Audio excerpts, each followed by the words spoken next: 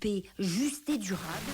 Ce matin, Keir Starmer et Volodymyr Zelensky se sont entretenus par téléphone. Ils ont salué la volonté de Donald Trump de mettre fin à cette guerre barbare, en affirmant qu'il fallait maintenir la pression sur le Premier ministre britannique a affirmé son soutien indéfectible à l'Ukraine et son peuple.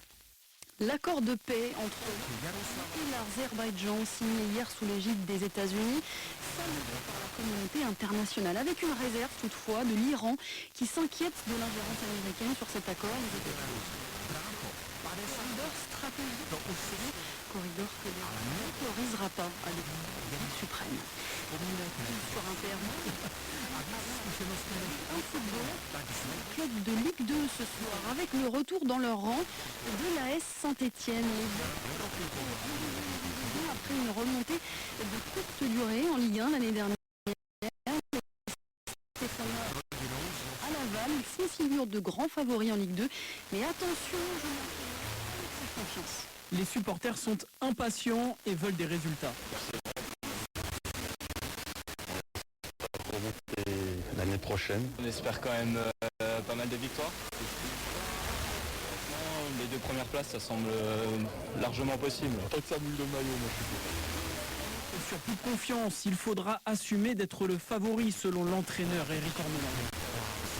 L'objectif est clair, il faut nous relever, mais ça ne sera pas facile car on ne va pas gagner juste parce qu'on s'appelle l'AS Saint-Etienne. Son gardien Gauthier Larsonneur pour faire passer le message, lui qui veut laver l'affront de cette relégation encore bien présente dans les esprits. C'est passé la saison passée et j'en suis pas fier. Heureusement aujourd'hui on a la chance de pouvoir remettre les pendules à l'heure et je pense que c'est ce qui doit animer l'ensemble de cet effectif même s'il y a beaucoup de changements.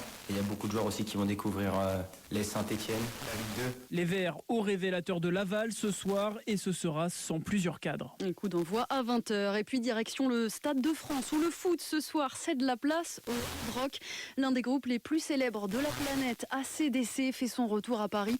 Un an après son dernier concert dans la capitale, un groupe qui force le respect au vu de l'âge avancé de ses membres. Son leader et chanteur Brian Johnson a 77 ans et encore pourtant beaucoup d'énergie à donner au public dans lequel vous vous trouvez. Bonsoir Nicolas Piquet. Bonsoir à toutes et à tous. Et quelques heures avant le début du concert, l'ambiance est déjà survoltée autour de vous. Avec du hard rock diffusé par des enceintes toute l'après-midi à côté de tireuses à bière tout autour du stade. Elles sont d'ailleurs bien utilisées.